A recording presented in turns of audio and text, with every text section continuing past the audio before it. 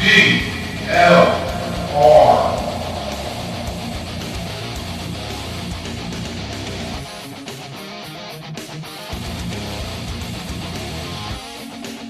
is 1360 AM. WNJC, Washington Township, Philadelphia. Philadelphia's Renaissance radio station. Brought to you from Forsyth Broadcasting. Or listen to us at WNJCradio.com. Hi, this is Bob Viden, owner of Bob's Little Sports Shop in Glassboro, New Jersey. I've had the opportunity to travel in many foreign countries, and I've seen what happens to people when they lose their freedom. I wrote this poem. Give us freedom was the cry as they marched throughout the night. At Concord Bridge in Trenton, for freedom they would fight. To build a nation that would last with peace and liberty, it is a job that's never done if we are to be free. They wrote a declaration to announce that we are free, then a constitution for all the world to see. But this is ink on paper. We must make it last. It must always be defended, and that is quite a task. Today the battle rages for freedom in our land. To save our Constitution, we all must take a stand. We must stand up for freedom in our actions every day, and you can stand up with us. Join the NRA.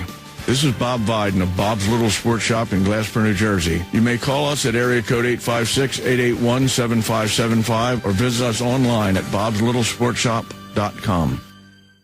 What does it take to be the leader in production systems technology? To be the one company that solves production problems at any plant, for any product, and with any technology? It takes a 30-year record of success. It takes total mastery of complex technologies with a history of delivering success every time, without fail.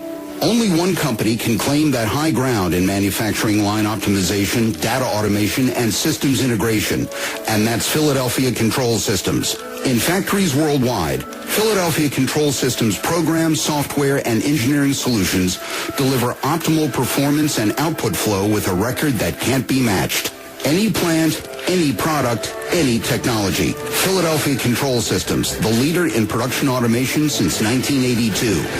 800-335-9811. PCS4automation.com. That's PCS, the number 4, automation.com. Oh, how I'm longing for the day when I'm back at Orchid Bay, where the silver water glistens in the sun. When is the last time you raced a small boat across wide open water? Tired of snow, traffic jams, cold weather? You need a refreshing change of scenery, a world away. The Bahama Islands have vacation rental homes and apartments. Enjoy spectacular nature in the Abacos Islands. Enjoy refreshing Caribbean beauty, fishing, snorkeling, scuba, the beach. www.enjoyabaco.com. That's ABACO. EnjoyAbaco.com. As I sail across the sea of Abaco, smiling 'cause I know only one more mile to go. EnjoyAbaco.com. Hello, I'm Reverend Carl Kelly, and I head up the Frederick Douglass Foundation of Indiana. President Obama's attacks on the Constitution continues to be aided and abetted by one of his trusted allies in Congress, ultra-liberal Democrat Andre Carson of Indianapolis, nationally known for his infamous racial rants against the Tea Party. I want to tell you about J.D. Manier. J.D. will be a representative for the people of the 7th District. J.D. Manier is a pro-growth Reagan conservative and is co-host of the conservative Commandos Radio show. He is asking you to join his army of supporters in order to defeat Carson and go to Washington to demand special prosecutors for Benghazi, the IRS, and other scandals. J.D. is interested in what's good for the people of the 7th District, not Nancy Pelosi. He will promote strong economic growth and jobs by getting the government off the backs of the people, voting for tax cuts and slashing regulations. Help elect a pro-life defender of freedom who will strongly support Israel, vote to cut wasteful spending, and battle to repeal Obama's socialist agenda. Log on to MinierForCongress.com and donate today. That's MINIEAR for Congress.com. Paid for and authorized by the J.D. Minier for Congress Committee. I'm J.D. Minier, candidate for the U.S. House of Representatives, Indiana District 7, and I approve of this message.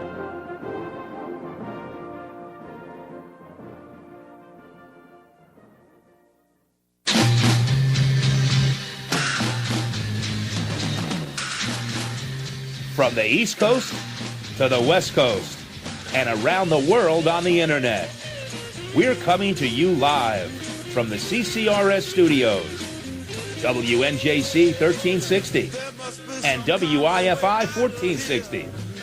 This is the Conservative Commandos radio show with your host, Rick Trader. The Conservative Commandos radio show, where the newsmakers go to be heard.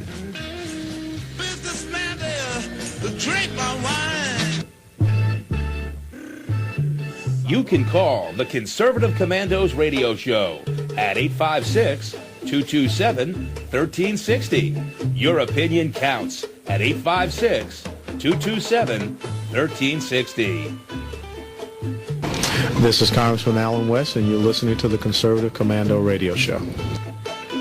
Welcome, everybody, and welcome, fellow patriots, and welcome once again to the Conservative Commandos radio show. I am Rick Trader, and I'm coming to you live from the CCRS studios, that of WNJC 1360, and of course around the world on the Internet. And joining me today as my co-host is Sam Rohrer. Sam, welcome to the Conservative Commandos radio show. Well, Rick Trader, glad to be with you again on this Tuesday, this day that we missed the weather from yesterday, Rick, and I tell you, I like to see it down south, and I prefer it not up here with where we are. You know what I mean? Well, right around this area, we got about 6 inches of that white global warming. But, Sam, I'll be honest. Yes, we did. Yes, we did. But I'll be honest with you, Sam, I love the snow. I love to watch it snow. Well, I do too. I do too. But we still have a lot in the ground up here. I don't know, probably more than you, but I'm ready to get over with it. Let's move on and get some sunshine and unfreeze the Great Lakes, and let's find out a little bit of warming now. May be a good thing, Rick. You know. Well, we set all kinds of snow records for snowfall this year, at least here on the East Coast. Across the country, they've been setting records for low temperatures. It's the first warm day that we get. You can rest assured the mainstream media is going to be talking about the global warming is taking over once again. Rick, it will be. You're exactly correct. It'll be back. It'll be back as if with an arrogance and all that. I mean, we can't imagine, but they have no shame. But right. anyways, we can talk about that. But there are other things to talk about today too. And as always, Rick, a good show lined up for today. Yep. And Sam, before we get into our lineup, let's just say that the Conservative Commandos radio show will be broadcasting live from the Conservative Political Action Conference in Washington, D.C. We got a ton of great guests lined up for those couple of days, so please make sure that you join us, especially on Thursday and on Friday, and tell your friends about us. A lot of great guests lined up, a lot of great surprises. Exactly correct, and there is in fact a great lineup, and anybody who listens to this show, Rick, will want to pick those up because a lot of those guests that we're going to have are, frankly, the newsmakers from around the country, and a lot of good guys with important things being said, and this show will be right there in the thick of it. So very good. All right. So Sam, who are you going to be talking with today? Well, we're going to start, Rick, at 3:30. Our first guest will be Dan Weber. Now, Dan is the president and the founder of the Association of Mature Christian Citizens. That's the alternative to AARP. And we're going to talk with him about some of the lesser-known but tremendous negative impacts that Obamacare is foisting upon our senior citizens. Many of them don't know it, and he used a reference to it that Obamacare has put a trap door under the elderly population. We're going to talk to him about that trap door and something that people really, really do need to know about. 4 o'clock, we're going to move to our next guest, Julie Seymour. Julie is the assistant editor for the Business and Media Institute at the Media Research Center. And we're going to talk with her about really what's happening with the media in their efforts to really shut down things that they don't agree with. One of those occurred last week, and it was, in fact, what is observed as the 5th anniversary of the formation of the Tea Party groups, and literally no one covered it except, I guess, NBC, and they gave it 10 seconds. I mean, that was about the coverage of all of the major networks. Really an amazing, amazing thing. We're going to talk with her about the Tea Party groups generally, their start, really where they are, and really what the media and, frankly, I'd say the leftists within this administration are trying to do to just shut it down. And then so that'll bring us up to your guest then at Rick at 4:30. Yeah, and Sam, setting up my guest, I just like to say that here on the Conservative Commandos radio show, we have talked about the power of the conservative dollar, and that we have to take the advice of Barack Obama when he says we must reward our friends and punish our enemies. Well, just this past week, the CEO of Apple came out and said to a stockholder of Apple, when challenged about some of the leftist ideas that Apple has and promotes, well, you should take your money and get out of Apple. And to that, Sam Rohr, I say, well, maybe we conservatives should take our money and spend it on other things other than apples. And joining us is going to be Justin Danoff. He's the general counsel for the National Center for Public Policy Research, as well as the director of the center's Free Enterprise Project. And Justin is going to join us to talk about, we asked Apple's Tim Cook a question, and he got mad and told us to go take our money and to go away. So that'll be Justin Danoff, and he'll be joining us in the 4:30 hour, half hour. So Sam Rohr, what is on your radar screen this week, my friend? Well, Rick, I'm going to talk a little bit about what's happening overseas in Ukraine. When every piece of news people are looking to, they're hearing it. They can't avoid it. But I want to call out just a couple of things that I have not heard significantly mentioned clearly in the regular press relative to what's happening in the Ukraine. One of those is in regard to the fact that this administration, the Barack Obama administration, has John Kerry on the ground over there right now trying to walk around and appear tough. The president has made his non-statement last week, which was really a nonsense statement threatening Russia with what they could or could not do. And Putin came back today, just a couple hours ago. He had a press conference in which he clearly told the West to take a hike, and that they had no reason to tell them what to do in Russia. This was a Russian circumstance. This was their area, this their base. This is their part of the country, Crimea, that is, and they're going to do whatever it is they need to do. Now, the result of it was that the press is reporting that Putin calms the fears, quote, of an imminent war between Russia and the Ukraine's new authorities. But it goes on to say in these same articles that Putin also has made very, very clear that Russia has no intention whatsoever of lessening its grip on the Crimea, and went on to say that Russia is not afraid of the rhetoric issuing from the United States.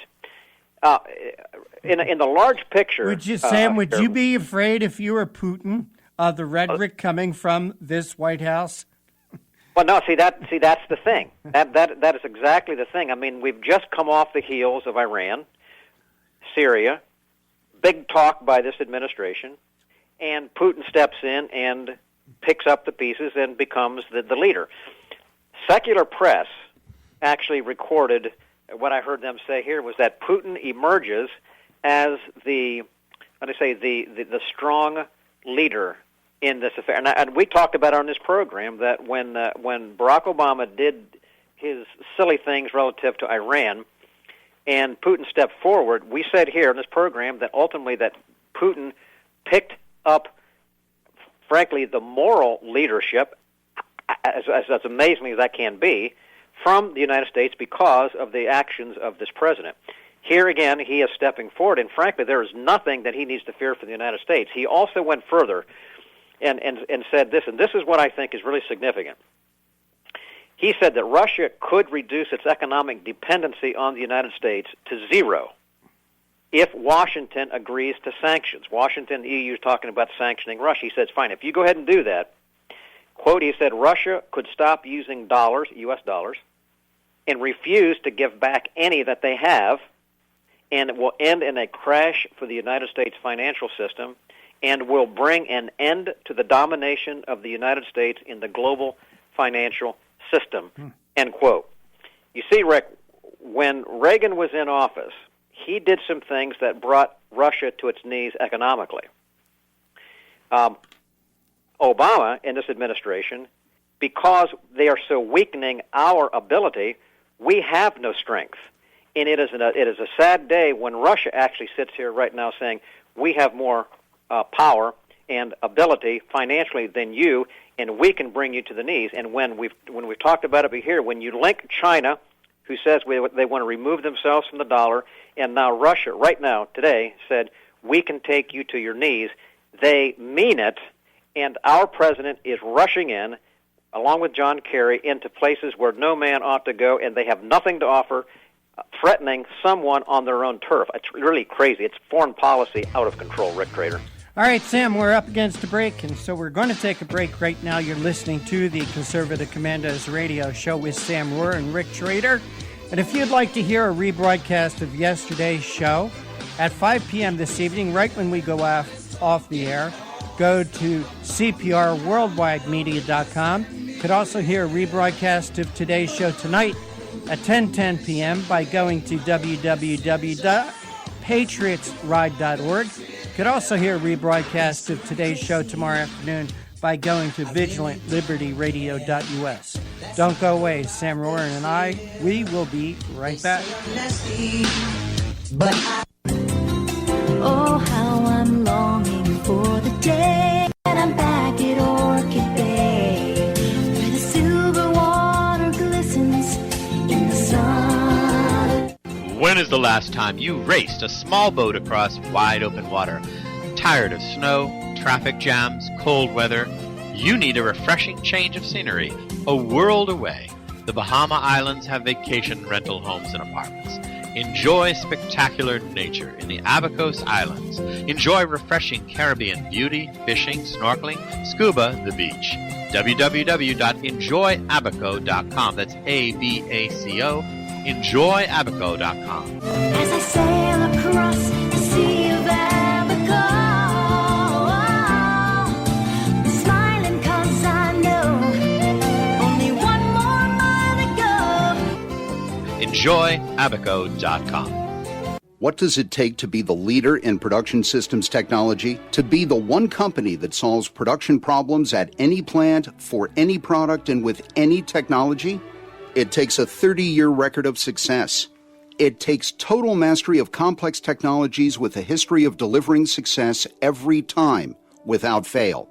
Only one company can claim that high ground in manufacturing line optimization, data automation, and systems integration, and that's Philadelphia Control Systems. In factories worldwide, Philadelphia Control Systems programs, software, and engineering solutions deliver optimal performance and output flow with a record that can't be matched.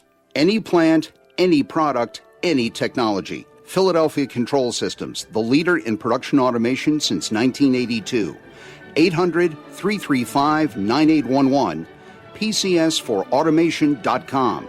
That's PCS, the number 4, automation.com. Hi, this is Bob Vide, owner of Bob's Little Sports Shop in Glassboro, New Jersey. I've had the opportunity to travel in many foreign countries, and I've seen what happens to people when they lose their freedom. I wrote this poem. Give us freedom was the cry as they marched throughout the night. At Concord Bridge in Trenton, for freedom they would fight. To build a nation that would last with peace and liberty, it is a job that's never done if we are to be free. They wrote a declaration to announce that we are free, then a constitution for all the world to see. But this is ink on paper. We must make it last. It must always be defended, and that is quite a task. Today the battle rages for freedom in our land. To save our Constitution, we all must take a stand. We must stand up for freedom in our actions every day, and you can stand up with us. Join the NRA. This is Bob Biden of Bob's Little Sports Shop in Glasper, New Jersey. You may call us at area code 856-881-7575 or visit us online at bobslittlesportshop.com. You can call the Conservative Commandos radio show at 856-227-1360. Your opinion counts at 856-227-1360. This is Congressman Alan West, and you're listening to the Conservative Commando Radio Show. And you are listening to the Conservative Commandos Radio Show with Sam Rohr and yours truly, Rick Trader, coming to you from the CCRS studios, that of WNJC 1360 and around the world on the internet. And Sam Rohr, this mess in what's happening with Russia and the Ukraine right now can all be drawn back to the weakness that we have in the White House. Putin has absolutely no respect for Barack Obama. I think that we've been lucky, Sam, that we've gone through 5 years of relative quiet around the world. But now things are getting serious. Now things are starting to heat up with a real potential enemy, and that is Russia. I agree with you, Rick Trader, completely. We've talked about it here, but I heard one individual I was listening to give some good commentary, and it made a good point. He said, look where this administration and its foreign policy has gone, and look at the results. Meaning this: what is the result of involvement in Libya? Chaos. What is the result of what was left by the Bush administration, which was calm in Iraq, but now under this administration, chaos? What is leaving the ground, and how are we going to leave it in Afghanistan? Chaos. What is the state of affairs in Syria because of our meddling? Chaos. With all of those things, that is the fingerprint. If you were to say, what is the thumbprint and the fingerprint of this administration, it's chaos. That's what it leaves. And what is happening here in America? It is dividing. Same thing over there in the Ukraine. I have not heard this on general news, but I did hear the president just a little while ago at a press conference said he told the Putin in Russia said this, quote, "It's clear that countries shouldn't be in the Ukraine meddling around." That was an Obama quote. He went on to say that Putin ought to get himself a different set of lawyers, because he said Putin appears to have a different set of clever lawyers advising him. But it clearly won't work out. Now, think about the audacity and the brazenness of that comment. The fact of the matter is, though, and this is what part hasn't been so public, is that the administration has its fingerprints, and it has been revealed in the press, that really was involved in helping to destabilize the government of the Ukraine. Effectively, call it a orchestrated coup, similar to what happened in what we did in Egypt, what was done in Libya, was involved the same way in Ukraine. So we were there. This administration was there, destabilizing that government, and then the president has the audacity to tell Putin no one should be in there meddling around in the Ukraine, which. This is the incredible, stupid policy, Rick, that does nothing but to invite difficulty and trouble because we have no mechanism. So the president says, all right, we're going to put sanctions, and we're going to encourage sanctions on Russia. So Russia comes back and says, are you guys crazy? if you put sanctions on us, we're going to stop using the dollar, and we're going to bring you to your knees because we know you don't have any money. You're printing everything that you have, and we've got you over a barrel. So basically, we dare you to do that. And in fact, then Putin went ahead and said, and as a matter of fact, we're going to go ahead and put sanctions on the gas coming out of Russia going through Ukraine, and we're going to start putting a premium charge on it. So basically, you threaten us, we're actually going to make it. They're going to put it into effect April 1st. So they're playing hardball. The president has the audacity to stand up and say, "Don't you be doing certain things," when in fact we're all over it. I mean, it's been the trademark of the administration, and it is horrendously dangerous policy. Rick Crater. First, Sam, correct me if I'm wrong, but doesn't most of the natural gas that feeds Europe, isn't that coming out of Russia? That's exactly correct. It's Gazprom. Gazprom right. Coming out of Russia, and it goes right through Ukraine. So Russia has already in the past shut the valve off once to Europe and brought them basically to their knees. I mean, who are we to tell them what to do in this? I mean, it's not thought out, or maybe it is thought out and wanting to come to some kind of a altercation of some type. But we don't have a mechanism to fight a war there. We don't have a mechanism to get involved in it.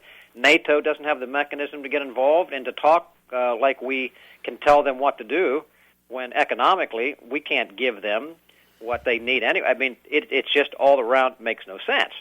And then, Sam, another thing that you said, Barack Obama says that Putin should check the lawyers he's using. I mean, what is this guy smoking down in Washington?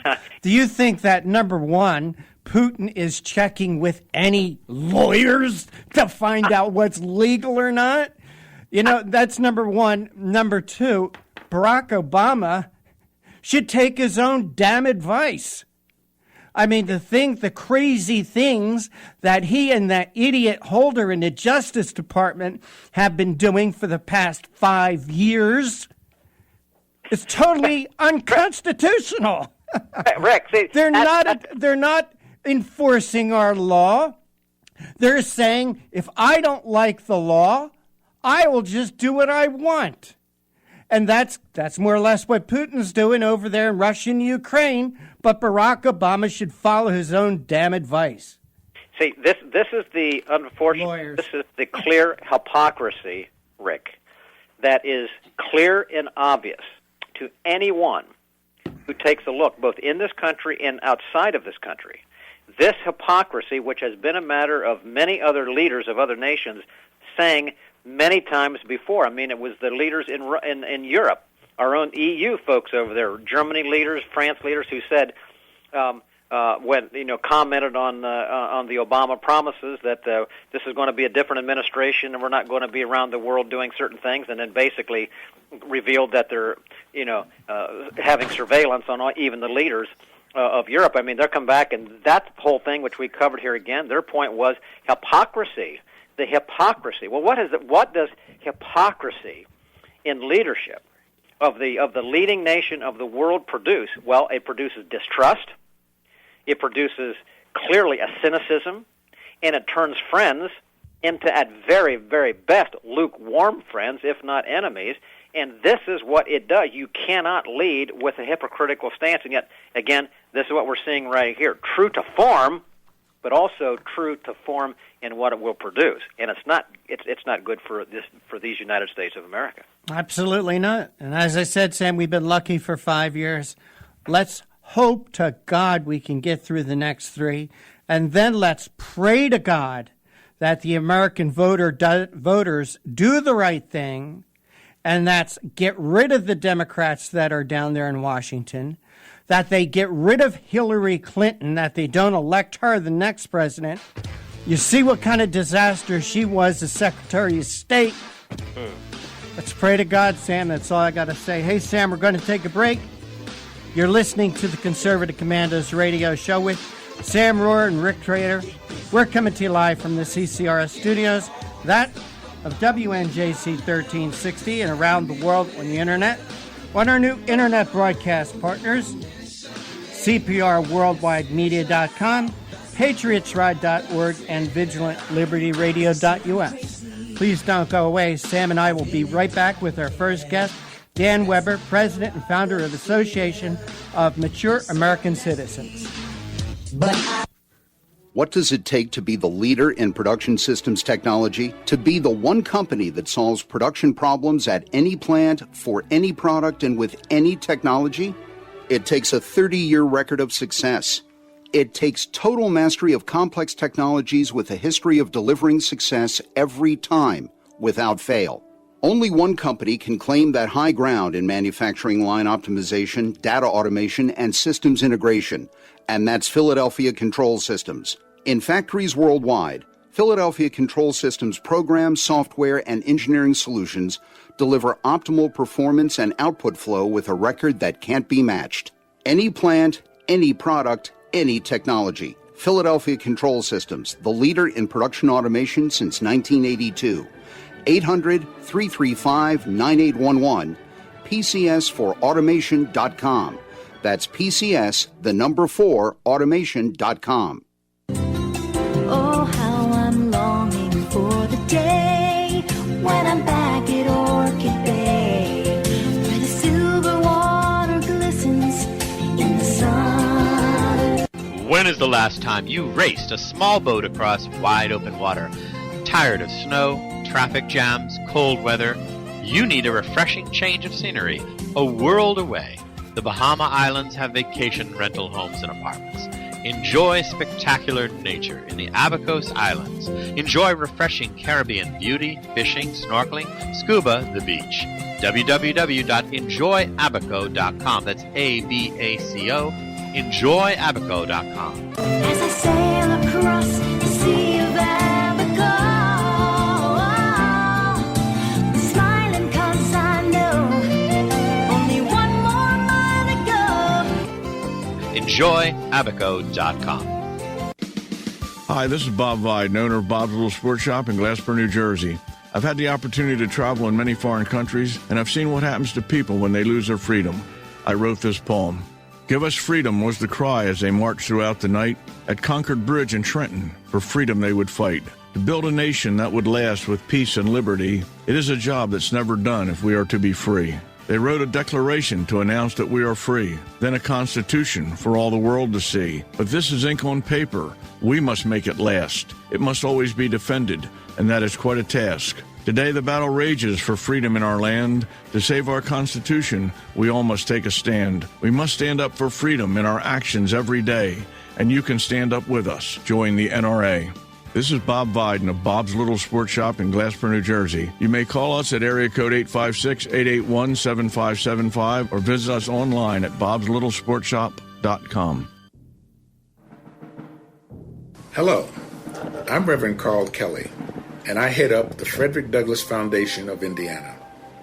President Obama's attacks on the Constitution continues to be aided and abetted by one of his trusted allies in Congress, ultra-liberal Democrat Andre Carson of Indianapolis, nationally known for his infamous racial rants against the Tea Party.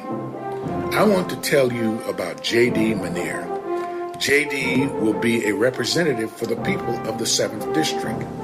J.D. Manier is a pro-growth Reagan conservative and is co-host of the Conservative Commandos Radio Show. He is asking you to join his army of supporters in order to defeat Carson and go to Washington to demand special prosecutors for Benghazi, the IRS, and other scandals. JD is interested in what's good for the people of the 7th District, not Nancy Pelosi. He will promote strong economic growth and jobs by getting the government off the backs of the people, voting for tax cuts and slashing regulations. Help elect a pro-life defender of freedom who will strongly support Israel, vote to cut wasteful spending, and battle to repeal Obama's socialist agenda. Log on to ManierForCongress.com and donate today. That's MINIEAR for Congress.com. Paid for and authorized by the J.D. Manier for Congress Committee. I'm J.D. Manier, candidate for the U.S. House of Representatives, Indiana District 7, and I approve of this message.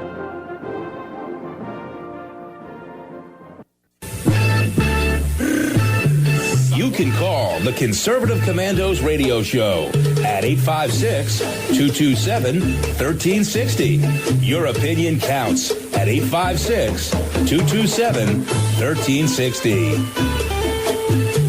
This is Congressman Alan West, and you're listening to the Conservative Commando Radio Show. And this is the Conservative Commandos Radio Show with Sam Rohr and yours truly, Rick Schrader. And if you'd like to hear a rebroadcast of yesterday's show at 5 p.m. this evening, as soon as we're over, please go to www.cprworldwidemedia.com. Click on that Listen Live link.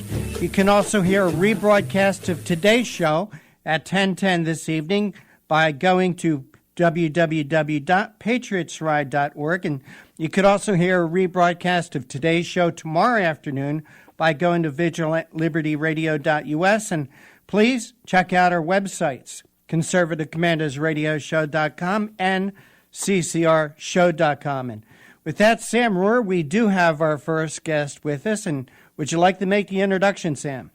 Glad to do that. Yes, we'd like to welcome as our guest here for this first half hour, Dan Weber. He is the president and founder of the Association of Mature Christian Citizens. Not mature Christian, but mature American citizens. I'm sure many of them are Christians, but yes, in 2007, Dan launched.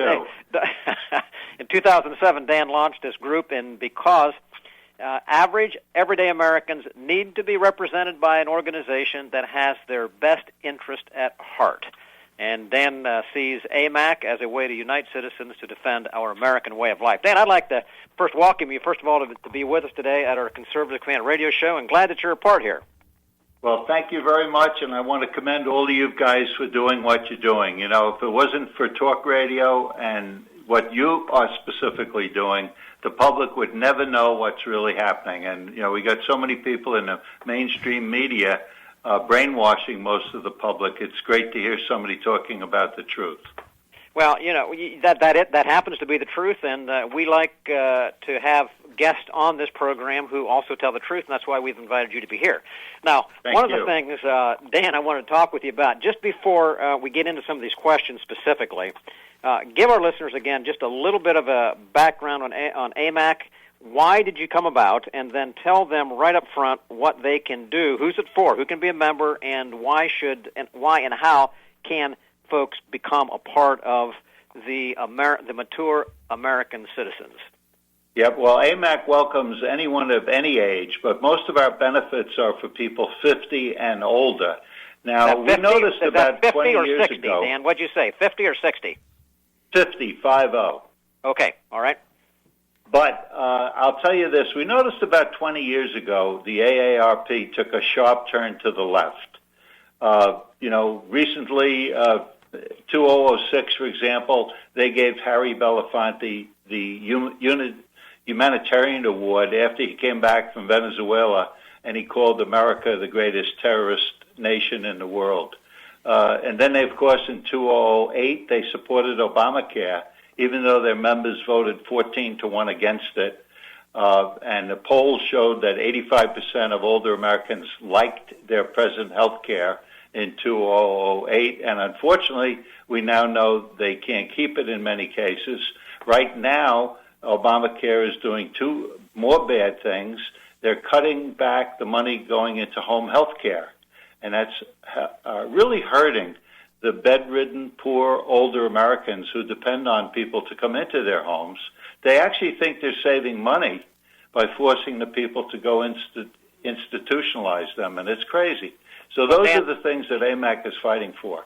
Okay, well, that's where I want to go on that issue now, and just contrast it so people understand that AARP, which most people may know more about, as you say, definitely took a turn to the left, and when it comes to representing their membership, they clearly have not. I mean, can you imagine anybody remaining with any kind of control or governance if they go against their membership 14-1? As you said, that's an incredible thing, which is why the Association of Mature American Citizens comes forth as a clear alternative. But Obamacare is something where they really departed and they really sold out their membership, and you are bringing forth the truth, stating that, in fact, that there is a significant major, I would put it a trap door, as the word you used it, that the Obamacare has placed under the elderly population. The problem with trap doors, in my opinion, is that you don't know for sure when they will open or how far you will drop when the door is open. And you used the word trap door. I think it's a good reference. What is this trap door that Obamacare has put under the feet of those who are retired, basically retired citizens across the country? Well, there's actually two of them. One affects 16 million Americans who are on Medicare Advantage. People go on Medicare Advantage to save money. In most cases, the average person on Medicare Advantage saves about $2,000 a year. But that's administered by the private enterprise. And as you know, our government today wants everything to be run by the government. So they are phasing out the money that's going in Medicare that's directed towards Medicare Advantage, and they're taking it out and putting it into the rest of Obamacare. Now, this year, they began phasing it in, and people now have higher deductibles. They have more copays, and maybe about 8 or 9% of the companies have cut back on their Medicare Advantage plans. The Obama administration plans to do away completely with Medicare Advantage simply by making it more costly than the Medicare supplements. And guess who sells Medicare supplements? AARP. The House Subcommittee in Ways and Means had a hearing, and they determined that AARP stood to make $1 billion in increased commissions over the next 10 years by putting Medicare Advantage out, hurting 16 million people, but AARP would benefit on the bottom line. So, in simple terms, for those who are listening, this is where would, and maybe I mean, I'm over 50, so I'm in that category, but where would most people in their life need the service that they have been counting on that are not going to get it under these changes? At what point in their life would they need what is now being put under them as a trapdoor? That's correct. When they're 65, they used to have the option, they still do, and right now it's a little bit cheaper, but they'd have the option of going to Medicare Advantage. My mother-in-law saved $3,000 a year, and she is on a fixed income. So they're taking away that, which was something that many people depended on. But the point I mentioned before, and I'm glad you brought me back to that, is folks go on home health care because it's much more comfortable for them. You know, the average person on home health care is 83 years of age. They're poor people. Many of them do have support from family, and different organizations like Kaiser have done studies and found that people in home health care get better care because the people who come and visit them are regular people who know their patients.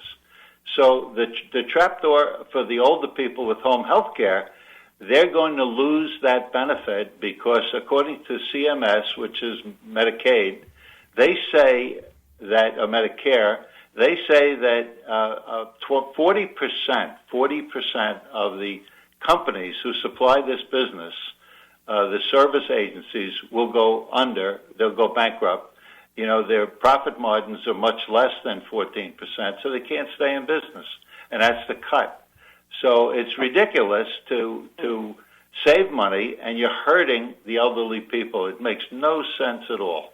Okay, we're talking with Dan Weber, president and founder of the Association of Mature Christian Citizens. Dan, stay with us if you could. We're going to come back into the side of this break here.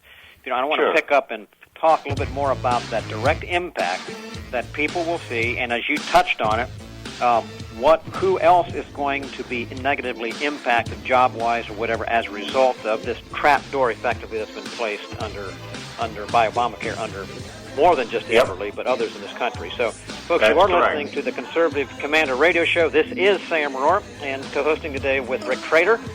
We're glad that you're with us, and stay with us. We'll be right back after these next words and comments here. They say I'm crazy. I really don't care. That's my prerogative. They say I'm nasty, but I...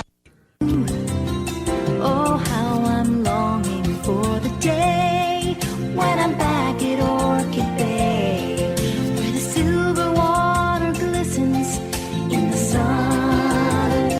When is the last time you raced a small boat across wide open water? Tired of snow, traffic jams, cold weather? You need a refreshing change of scenery, a world away. The Bahama Islands have vacation rental homes and apartments. Enjoy spectacular nature in the Abacos Islands. Enjoy refreshing Caribbean beauty, fishing, snorkeling, scuba, the beach. www.enjoyabaco.com. That's ABACO. Enjoyabaco.com. As I sail across the sea of Abaco, smiling 'cause I know only one more mile to go. Enjoyabaco.com. Hi, this is Bob Viden, owner of Bob's Little Sports Shop in Glasper, New Jersey. I've had the opportunity to travel in many foreign countries, and I've seen what happens to people when they lose their freedom. I wrote this poem. Give us freedom was the cry as they marched throughout the night. At Concord Bridge in Trenton, for freedom they would fight. To build a nation that would last with peace and liberty, it is a job that's never done if we are to be free. They wrote a declaration to announce that we are free, then a constitution for all the world to see. But this is ink on paper. We must make it last. It must always be defended, and that is quite a task. Today the battle rages for freedom in our land. To save our Constitution, we all must take a stand. We must stand up for freedom in our actions every day, and you can stand up with us. Join the NRA. This is Bob Viden of Bob's Little Sports Shop in Glasper, New Jersey. You may call us at area code 856-881-7575 or visit us online at bobslittle.sportshop.com. You can call the Conservative Commandos Radio Show at 856-227-1360. Your opinion counts at 856-227-1360. This is Congressman Alan West, and you're listening to the Conservative Commando Radio Show. And welcome back to the Conservative Commandos Radio Show with Sam Rohr and Rick Trader. And if you'd like to hear a rebroadcast of yesterday's show at 5 p.m. this evening, please switch over to CPRWorldwideMedia.com and click on the Listen Live link. And you could also hear a rebroadcast of today's show at 10:10 this evening at patriotsride.org.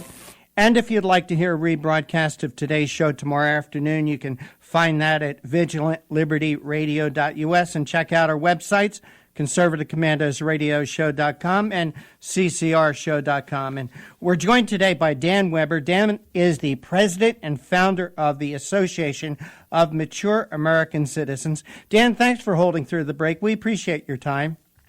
Well, I appreciate being on your show. I think the Conservative Commandos is doing a heck of a great job, and I commend Sam, Rick, both of you guys are terrific, and thanks for having AMAC on there. Well, thank you, and thank you for coming on. Dan, help me out. Educate me a little bit. Talk about home health care and what services are provided in home health care. Okay, you're talking about higher level services. We're talking about nursing, about people bringing medication, about people doing wound care, follow-ups to surgery, and on and on. The people who work in that industry right now, there's about 400,000 of them, and there's the skilled people. They stand to lose their jobs because of these cuts. I thought Obamacare was not going to cost jobs. Well, this is proof. Mm-hmm. Already companies that are in the home health care service business, needed companies, are advising people are going to have layoffs. And some companies are forecasting, we'll have to sell out. Well, who are you going to sell out to if you're in a business that's losing money. So it's a disaster. And again, we all knew when they started Obamacare that nobody understood what it was going to do. And this is, again, another one of those trapdoors, another one of those unintended consequences, so they say, that is hurting people instead of helping people. So it's hurting the most needy, yep. And it also is going to hurt the economy. The whole thing is a disaster. Dan, I'll tell you why I asked that question. First, so our listeners out there can understand what a vital service that these people provide, and also to tell you a little personal story. My mother-in-law, who's 100 years old, who is a wonderful lady. She's independent. She lives on her own. She does live right next door to us, so my wife and I help her out as much as we can. But recently she had a heart problem, and she ended up making a few hospital visits, and since that time, she has been getting home health care. Nurses have been coming out to check her heart rate, her blood pressure, make sure her medications are working. She's had a physical therapist come out to the home. Now, Dan, if these services were not available, what we would be doing, the wife and I, we would be running my mother-in-law, my wife's mother, back into to the doctor. And so what I'm getting at, Dan Weber, is these services, in the long run, I believe, not just go to help patients, but also I see where it actually lowers the cost of health care. Educate me. Am I right or wrong? The services save everyone money, and they increase, the home health care increases the services to the patient. They actually have better outcomes with home health care. And you brought one of the reasons. When somebody's in their home, the family members and neighbors come over, members of their church, they get a lot more attention. If they're locked away in an expensive institution, their care is not as good. And it's been proven, there's statistical evidence, and the cost is triple. Well, Dan, my mother-in-law, as I said, is 100 years old. And as I said, she lives on her own. She cooks, she cleans, she does wash. She has a real quality of life, especially up to the past month or so when she started to have this little heart problem. And having the nurse come out to her home to check her blood, as I said, check her blood, check her heart rate, is such a relief to her. She does not want to be in the hospital. The times that she did go to the hospital, she hated it, absolutely hated it. She wanted to be in her own home.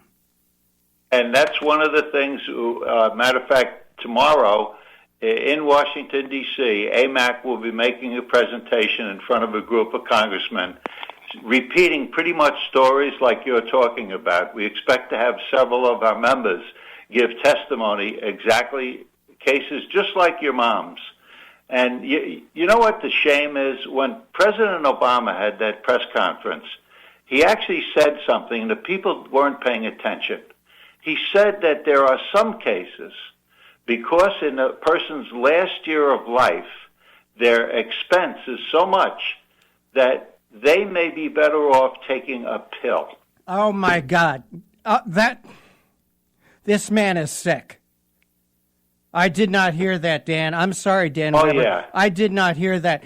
But if that's the attitude of that man, he's sick. He really is.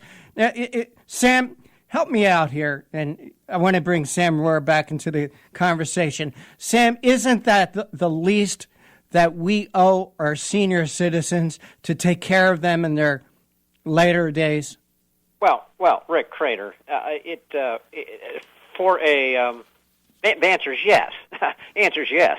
But clearly we get the opposite in real life from what is put forward to make everybody believe to be the case. It's just the opposite. Dan, I want to go back on something here that Rick brought up and that we talked about a little bit before the break. not only are these changes, this trap door, as you talk about it, that will remove the ability for the really the better care of keeping people in their homes when they are at that point where they need that care. There's an element here of disease management as well that concerns me, because so many times when folks, when they are weak in condition at that time, they go in the hospital, they actually pick up things. Are we not just removing things that they need? Are we perhaps, by so doing, I mean, if these folks can't be in their home, where are they going to go? And if they go to the alternative, are they actually in a better condition, or are they more likely to get sicker? Yeah, the evidence is exactly clear, and it says they're better off in their home. The recovery rates are better. Last year, 180,000 people either died directly from or their death was contributed to by infections they received in hospitals. Well, then, so then this is actually a compounding. This is not just a removal of that which is just more convenient for people to be in their home. This is actually forcing them to go into a circumstance where their likelihood for improvement or for healing is actually going to be markedly reduced. That's exactly right. See, that's incredible. I've got to say something that, in a few moments, I know we don't have a lot of time, but I got to say something and maybe put a little smile on your face. All right. We're talking about these serious things. And because of Conservative Commandos Talk Radio, people are becoming aware of President Obama. And I don't know, you know who Lindsey Vonn is, the downhill ski racer? Mm-hmm. Mm-hmm. She was hurt before the Olympics, and she couldn't compete. And you know who they were considering to have take her place? No. Barack Obama. And the reason was there was nobody going downhill faster than Barack. Well, well, that's a good one. That's definitely a smile, and we can imagine. We can see it. We can see it happening. Rick and Sam, it's because of you guys, and it's really great. Well, Dan, we're getting closer to the end. As you said, we got to wrap up here just momentarily. But I want to have you again tell folks here who are listening, how do they become a member? Can they go to the website and sign up? Yep. Are there dues that they have to pay? The easy way is go to our website, www.amac.us, amac.us. It's $16 a year to join. We have 1.1 million members. They're paying attention to us in Congress. The more people we have, the more clout we have, the better representative we have for older Americans. All right. Well, thanks so much. I'll tell you, Dan Weber, President and founder of the Association of Mature American Citizens. We are thrilled you're with us today. Thanks for this information. Thanks for Dan, by the way, representing the folks as you are. Dan, before you go, are you going to be at CPAC by any chance? Yes, well, AMAC has a double booth, so look for us downstairs, Rick. Well, come by. We're going to be doing our broadcast live from Radio Row, and we'll we'd love to meet you. Radio Row? Yes, we're going to be on Radio Row both on Thursday and Friday afternoon, broadcasting. Please drop by, say hello. Thank you. All right, Dan Weber. Very good, Dan. Great. Thanks for being with us again here today. And Rick, take care. Take God it away. Bless.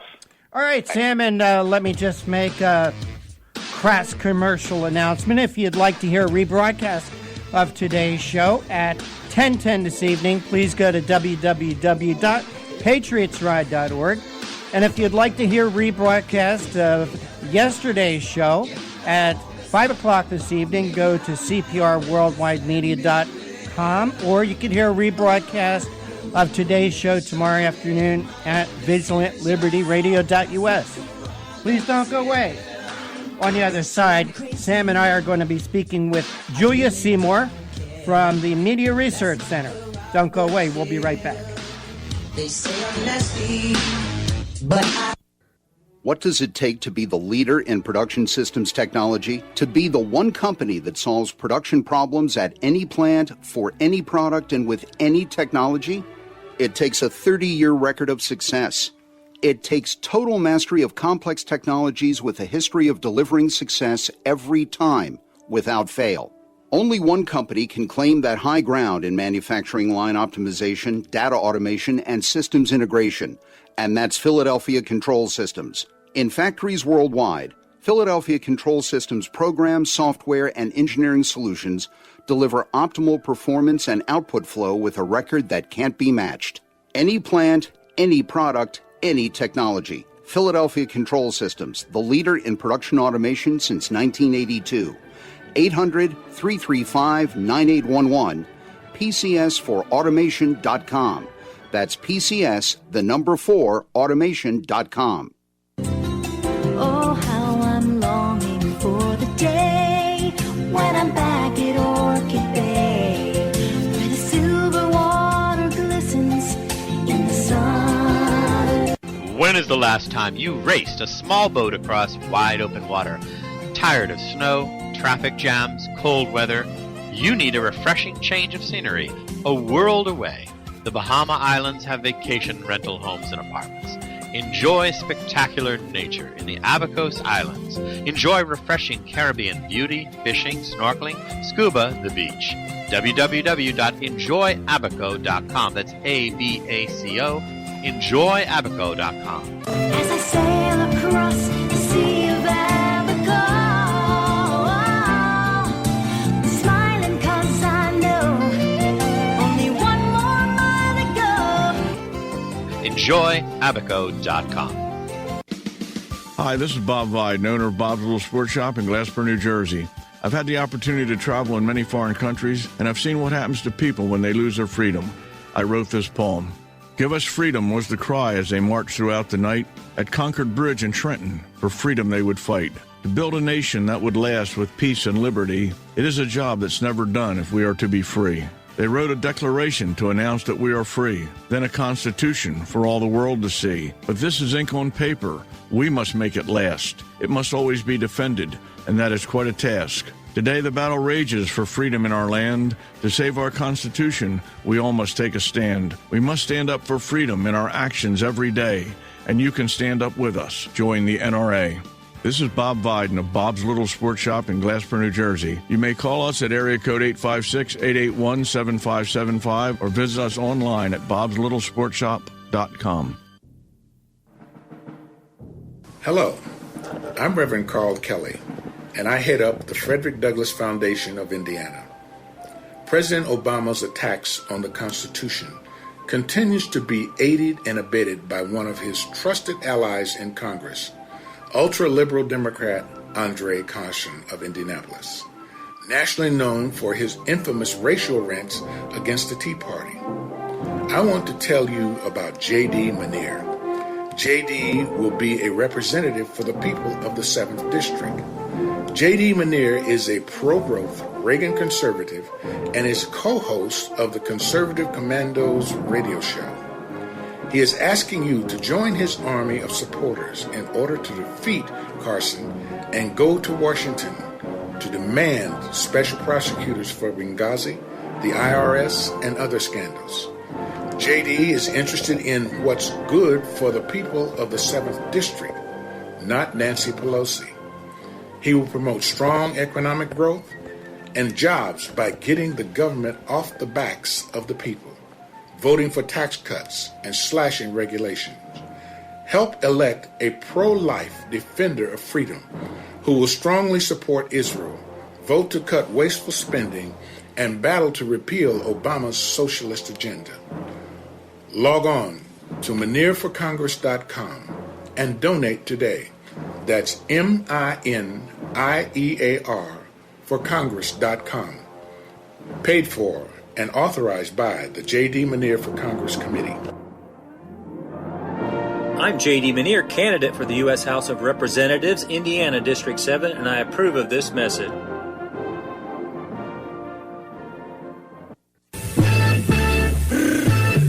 You can call the Conservative Commandos Radio Show at 856-227-1360. Your opinion counts at 856-227-1360.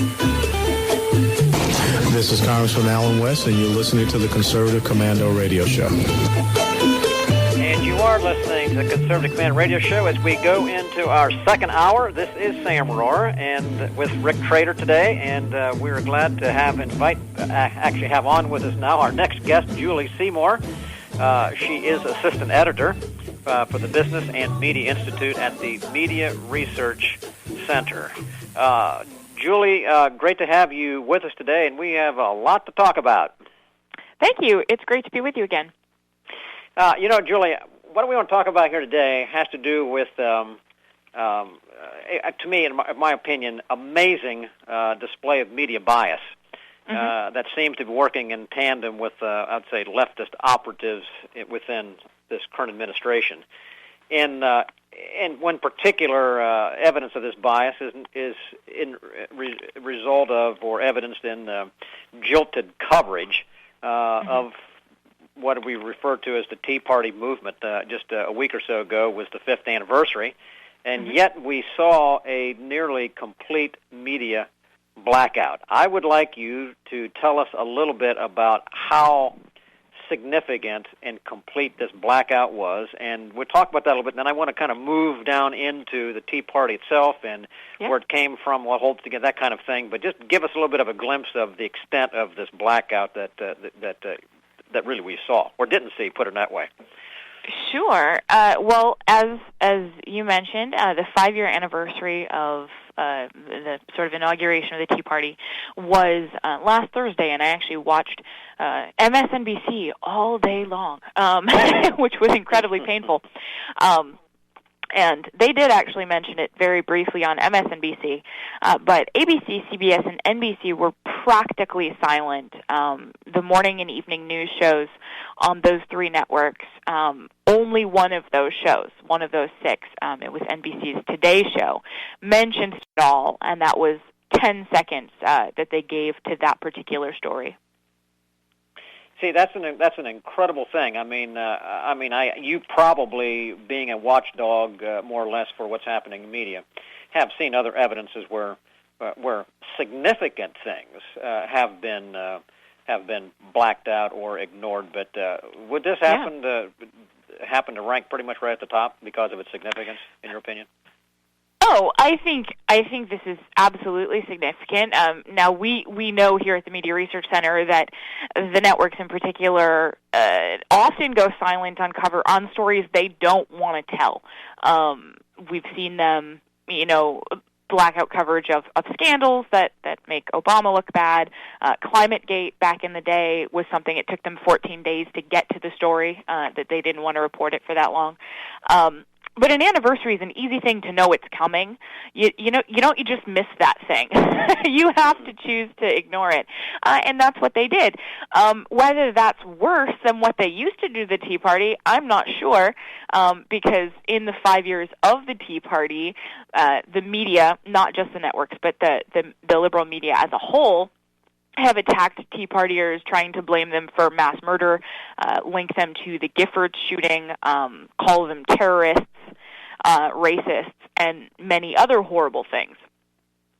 Well, in this event at the anniversary, which is in D.C., I mean, there were some fairly notable folks who were there that otherwise, that's true. Except for a purposeful blackout, should have gained some attention. Who was at that event, and talk to me about that a little bit. There was an all-day event in Washington, D.C. It included a number of speakers, including Representative Michelle Bachmann, Senator Rand Paul, and Senator Ted Cruz.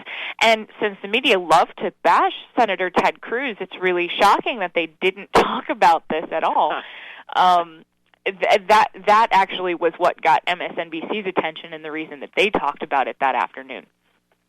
That's surprised me as well. I mean, it's very interesting that in fact took place. Now, let's talk about the Tea Party movement again a bit and go into that. Many would say that Rick Santelli's rant on the floor of the Chicago Mercantile Exchange is what started the movement. But whether he did or he didn't, I don't know. You can comment on whether or not you thought that actually started it or perhaps catapulted forward something that was already beginning. But in any event, the development of what we refer to as the Tea Party movement is is extraordinarily significant, no matter how you look at it. Wouldn't you agree? Oh, it is incredibly significant. And as far as Rick Santelli's role, I don't think he was the sole reason that this movement started, but I think he really catalyzed a lot of people when he grew so frustrated with Washington, D.C., promoting bad behavior and bailouts without properly thinking them through, that he just, he has said it himself, he blew a gasket on CNBC. And I think that the reason that resonated with people was because it was the way that they were already feeling. They were very frustrated with what they saw going on, and it just happened that he used the words Tea Party in that rant. And so I think that that's, why he gets a lot of credit for helping start this entire movement. Now you aren't an apologist for what we term the Tea Party movement, but nonetheless, I'm going to kind of go down that road with you a little bit, or if you don't mind, if you can't answer it, then tell me. But I read some things by Rick, and he obviously took a more economic view, and was really talking about taxes, big government, and was really over the stimulus that really got him all going. But my sense from being in office for years before then and so forth, I really kind of felt that the movement was growing prior to that, and it certainly was not or in any ways limited to the what we are seeing coming down on the American people in the form of economics, but it's actually far broader than that. Do you see that the Tea Party movement, which again contributes to its significance, is it strictly an effort that speaks out against economic hardships, or is it broader than that, in your opinion? I think, and I'm not the best person to speak to this, but I think if you attended Tea Party rallies, if you talked to the kinds of people that went out in protest, you saw them protesting for many different reasons, whether it be taxes, growth of government, or many other things. I think there was a wide range of views that coalesced. Okay, so it's broader than that. Now, I would agree with that too. I think it extends across the spectrum of conservative, constitutional, patriotic, moral, and constitutional, which tends to make it, in my opinion, a far more significant development than just something that comes out of a response to high taxes, which we tend to think of Tea Party movement in that respect.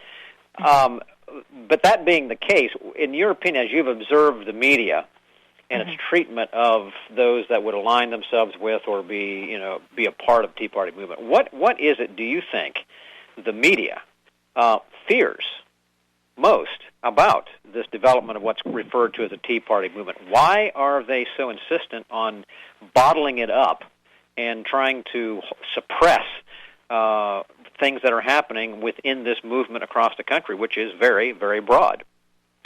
This is going to be a little bit of speculation on my part, but I think the fact that conservatives were suddenly going out peacefully protesting scared the left, because the left they've been the protesters for years. I mean, going way back to the 60s, the left kind of owned protesting. And I think seeing conservatives suddenly rallying around ideas in public spaces scared them. Well, that's interesting. It's almost kind of like encroaching on their territory, as if they're the only ones who have a right to peacefully protest. Huh? It's interesting. Right, and that's speculation. I don't know what's in their heads, but that is something that strikes me as something that may have been going on. The media, though, have attacked conservative values for many years. So to see them go after the Tea Party in that way wasn't shocking, because they disagree with the ideas of the people who got elected on the backs of the Tea Party, the people who were going out protesting, whether it was against taxes or something else.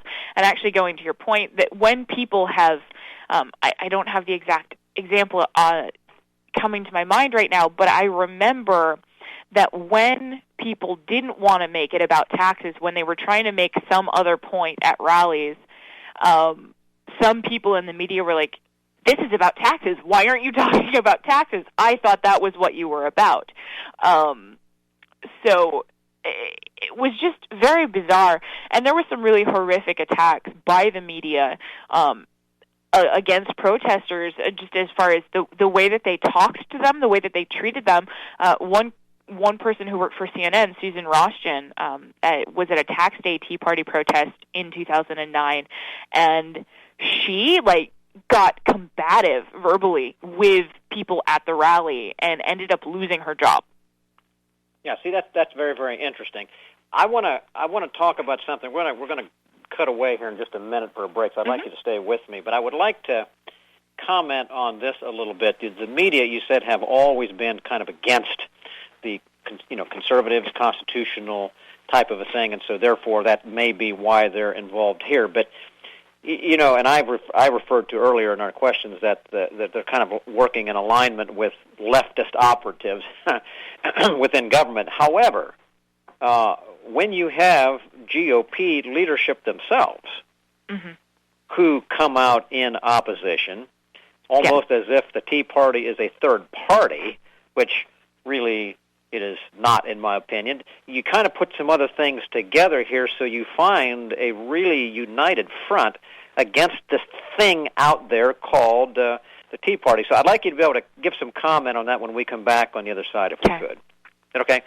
All right, folks, you're listening to the Conservative Commander Radio Show. This is Sam Rohr, and today with Rick Trader, and our guest is Julia Seymour, assistant editor for the Business and Media Institute at the Media Research Center. And so stay with us, folks, and we'll be right back after this break.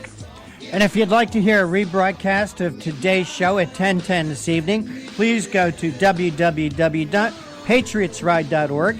And at 5 p.m. this evening, you can hear a rebroadcast of yesterday's show by going to www.cprworldwidemedia.com, and you can hear a rebroadcast of today's show tomorrow afternoon at vigilantlibertyradio.us. Please don't go away. Sam and I will be right back. Oh, how I'm longing for the day when I'm back at Orchid Bay, where the silver water glistens in the sun. When is the last time you raced a small boat across wide open water? Tired of snow, traffic jams, cold weather? You need a refreshing change of scenery. A world away, the Bahama Islands have vacation rental homes and apartments. Enjoy spectacular nature in the Abacos Islands. Enjoy refreshing Caribbean beauty, fishing, snorkeling, scuba, the beach. www.enjoyabaco.com. That's ABACO.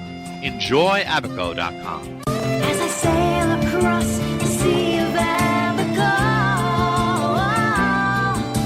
smiling 'cause I know only one more mile to go.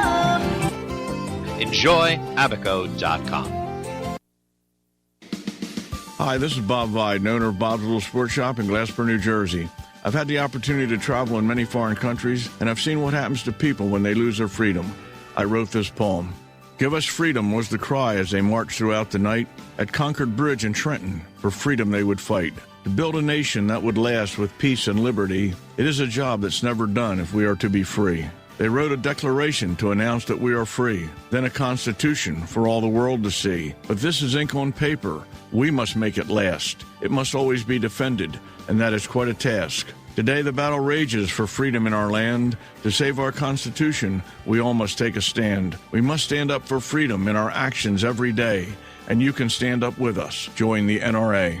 This is Bob Viden of Bob's Little Sports Shop in Glasper, New Jersey. You may call us at area code 856-881-7575 or visit us online at bobslittle.sportshop.com. You can call the Conservative Commandos Radio Show at 856-227-1360. Your opinion counts at 856-227-1360. This is Congressman Alan West, and you're listening to the Conservative Commando Radio Show. And this is the Conservative Commandos Radio Show with Sam Rohr and yours truly, Rick Trader, coming to you from the CCRS studios, that of WNJC 1360, and around the world on the internet, or guest this segment is Julia Seymour. She is an assistant editor for the Business and Media Institute at the Media Research Center. Julia, thanks for holding through the break. We appreciate you and your time. Of course. Julia, thank you for re-educating us and waking our memories because, I think a lot of people, when they think back of the origination of the Tea Party, I think forget the bailouts that triggered Rick Santilli's rants. I think a lot of people think it was Obamacare.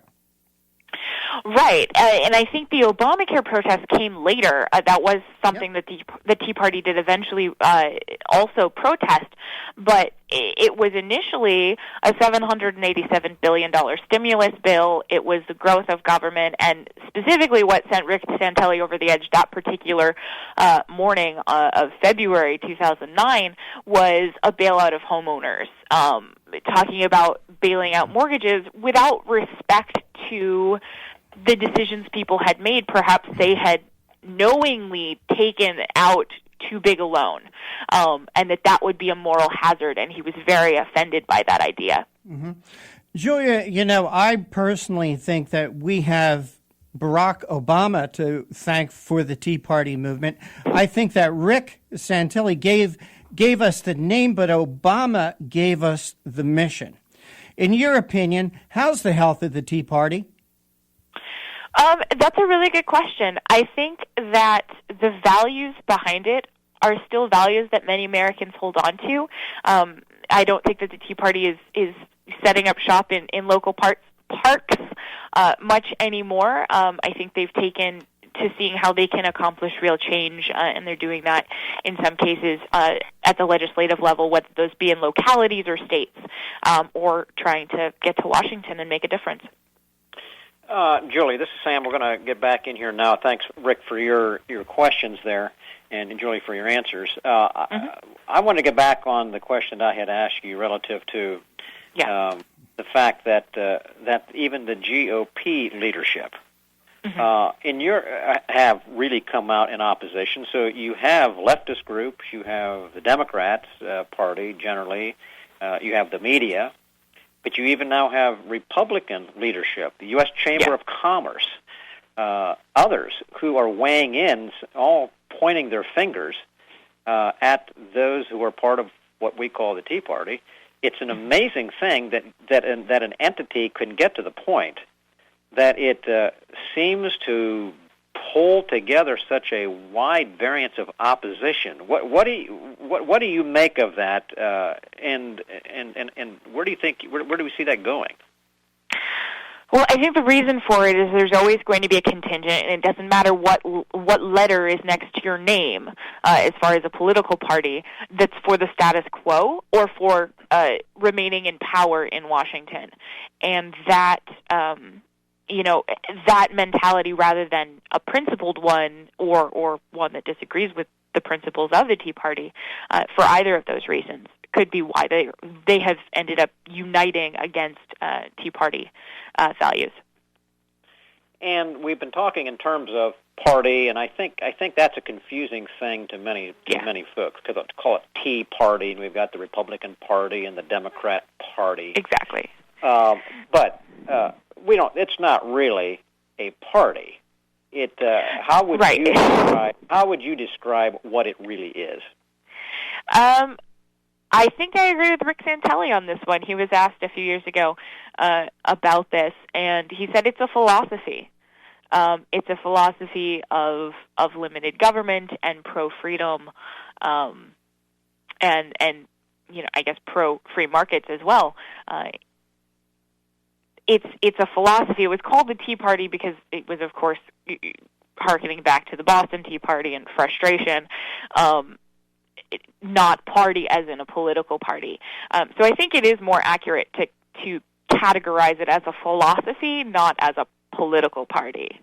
Yeah, and I would agree with you on that. From a media perspective, and often the attempts of the left to do what they have done to folks like Sarah Palin or Michelle Bachmann or Ted Cruz, who've come up as individuals who've tended to be a face of this movement, they very easily can go after them and attempt to demonize them as a person. And they do, consistently. And they do. Whether they be calling them crazy that or would be extreme. far more difficult to demonize a movement. We've seen people and movements. In your opinion, from a media perspective, are the tactics different? Or, are we seeing something actually different in regard to the attacking the movement as regard to attacking individuals? I think it's easier for them to attack individuals, but I think that they were using the same methods. They were going out, the media were going out to protest and taking pictures or interviewing the most extreme people they could find, which does the same thing of trying to make an entire group of people seem crazy as talking to one individual legislator and doing the same thing. Do you see any? Do you think that the attacks against, for instance, a Ted Cruz or a Rand Paul who were at that event? Do you see these attacks by the media and the left? Do you see them as being effective, or do you think they, in effect, may backfire? I don't think I can answer that question. I'm not sure how effective they are. I don't think they're going to stop. I think the media are going to continue to do whatever they can to attack those people. And going back to your earlier point, one of the ways that they do this is to take the Republican leadership. If there is a disagreement between the leadership and a person like Ted Cruz, they're going to use the GOP leadership as a club to hammer Ted Cruz with. Yeah, and I think they have. And yes. Julie, I know they certainly have. I know we appreciate your time. I know you have to go to a meeting, so I want to get you out of here. Give our listeners where a place to go if they want to follow more about what you're saying or Media Research Center is producing. Absolutely. You can find our stories on the Tea Party as well as the lack of coverage of the anniversary at mrc.org. That is the homepage of the Media Research Center. Okay, mrc.org, you say? Yes. mrc.org. Okay, Julie Seymour, Assistant Editor for the Business and Media Institute at the Media Research Center. Thank you for being with us today. We appreciate it, and keep up the good work. Thank you. You too. All righty. Well, Rick, we certainly could have gone a lot further today on that issue. Julia provided a lot of information, but it's been incredible to see the kind of attacks that have been leveled by all across the board. It seems to me, although we didn't talk about it in that little brief with Julia, to me, it's the parties, Washington generally, are afraid of anybody. They're afraid of power being in the people. They're afraid of the people. They really are. I think that's the threat, Rick. What do you think? I agree with you, Sam, especially the Republican leadership. The John Boehners, the John McCains, the Mitch McConnells, the Eric Hanners. That's what surprises me, or has surprised me, Sam. You can understand the opposition coming from the left and the Democrats, but the opposition coming from the Republican Party. The Tea Party saved the Republican Party in 2010. The Karl Roves of the world got all upset about it because I think Sam, I think people go to Washington for a reason. They go for very good reasons, but once they're down there, they're corrupted by the power and their influence, and they're afraid to let go of it. Time and time again, you see and hear of people going down to Washington talking about term limits, talking about term limiting themselves. But when they get down there, you never hear them talk about it again. One of the people is Frank LoBiondo, who's the congressman from the 2nd Congressional District in New Jersey. When he was first elected, he said he believed in term limits, that he would only serve 6 terms, that's 12 years. Well, I think he's been in for 18 years already, Sam, and is up for re-election. So it must be something in the water. That's all I could say. Hey, Sam, we're up against break. And you are listening to the Conservative Commandos radio show with Sam Rohr and Rick Trader. We're coming to you from the CCRS studios, around the world on the internet. With our new internet broadcast partners, CPR, WorldwideMedia.com, PatriotsRide.org, and VigilantLibertyRadio.us. And I would be remiss if I didn't remind you that today's show is brought to you by the First Amendment, and it is protected by the Second, just like all our shows. Don't go away. Sam and I will be right back with our next guest, Justin Danoff, from the Center for Public Policy Research. They say I'm nasty, but What does it take to be the leader in production systems technology? To be the one company that solves production problems at any plant, for any product, and with any technology? It takes a 30-year record of success. It takes total mastery of complex technologies with a history of delivering success every time, without fail. Only one company can claim that high ground in manufacturing line optimization, data automation, and systems integration, and that's Philadelphia Control Systems. In factories worldwide, Philadelphia Control Systems programs, software, and engineering solutions deliver optimal performance and output flow with a record that can't be matched. Any plant, any product, any technology. Philadelphia Control Systems, the leader in production automation since 1982. 800-335-9811, PCS4automation.com. That's PCS, the number 4, automation.com. Oh, how I'm longing for the day when I'm back at Orchid Bay, where the silver water glistens in the sun. When is the last time you raced a small boat across wide open water? Tired of snow, traffic jams, cold weather? You need a refreshing change of scenery, a world away. The Bahama Islands have vacation rental homes and apartments.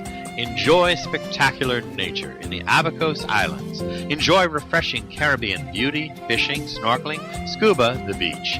www.enjoyabaco.com. That's ABACO. Enjoyabaco.com. As I sail across the sea of Abaco, smiling 'cause I know only one more mile to go.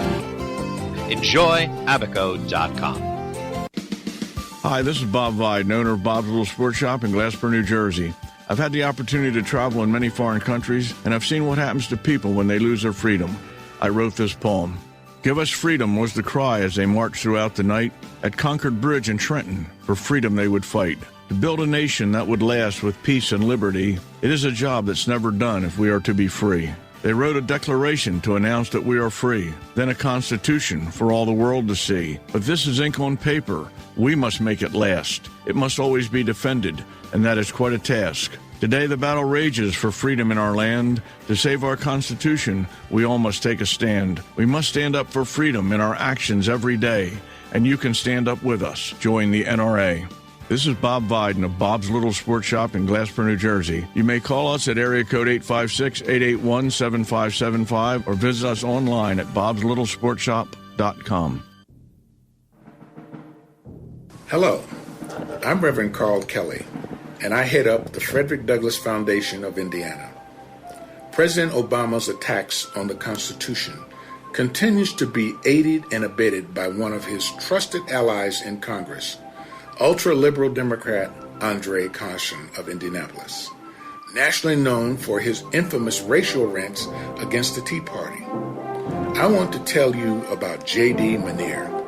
J.D. will be a representative for the people of the 7th District.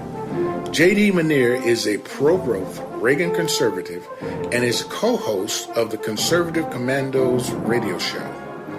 He is asking you to join his army of supporters in order to defeat Carson and go to Washington to demand special prosecutors for Benghazi, the IRS, and other scandals. JD is interested in what's good for the people of the 7th District, not Nancy Pelosi. He will promote strong economic growth and jobs by getting the government off the backs of the people, voting for tax cuts and slashing regulations. Help elect a pro-life defender of freedom who will strongly support Israel, vote to cut wasteful spending, and battle to repeal Obama's socialist agenda. Log on to MinearForCongress.com and donate today. That's MINIEAR for Congress.com. Paid for and authorized by the J.D. Minear for Congress Committee. I'm J.D. Minear, candidate for the U.S. House of Representatives, Indiana District 7, and I approve of this message.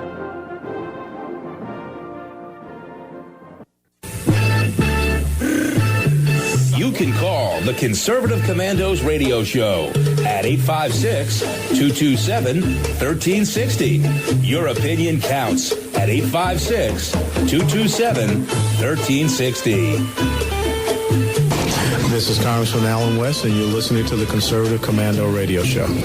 And welcome back, everybody. Welcome back to the Conservative Commandos Radio Show with Sam Rohr and yours truly, Rick Trader. And Sam, you know, I talk here in the Conservative Commandos Radio Show how conservatives need to use their dollars to make statements. And it was kind of interesting that last week one of my Facebook friends posted something up on her page about how the CEO of Apple, Tim Cook, told an investor who cared more about a return on investment than climate change that your money was no longer welcome at Apple. And I posted it up on my page and said, well, maybe we consumers should buy less apples or other kinds of apples. But what I didn't know, Sam, when I posted that this little to-do was triggered by a good friend of the Conservative Commandos Radio Show, and that is Justin Danoff. He's the general counsel for the National Center for Public Policy Research, and Justin's work appears widely in places like the Christian Science Monitor, the Washington Post, the Sacramento Bee, and many others. I could go on forever. But, Justin, I wanted to thank you for coming on the Conservative Commandos Radio Show. It's been a long time.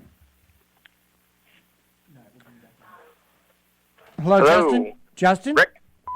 Justin? Hello. Hello, Justin. Hey, Rick. Yeah, sorry about that. I forgot to turn the mic button on. But, Justin, I want to thank you for coming on the Conservative Commandos Radio Show. All right, thank you. There we are. How are we doing? We're doing good. Now, Justin, when you couldn't hear me, I was talking about how a Facebook friend of mine posted something on their page about how an investor was told by Tim Cook, CEO of Apple, that your money was no longer welcome. And I posted on my page, well, maybe we should buy something other than apples. But what I didn't realize was it was you he was talking to. What went on out there?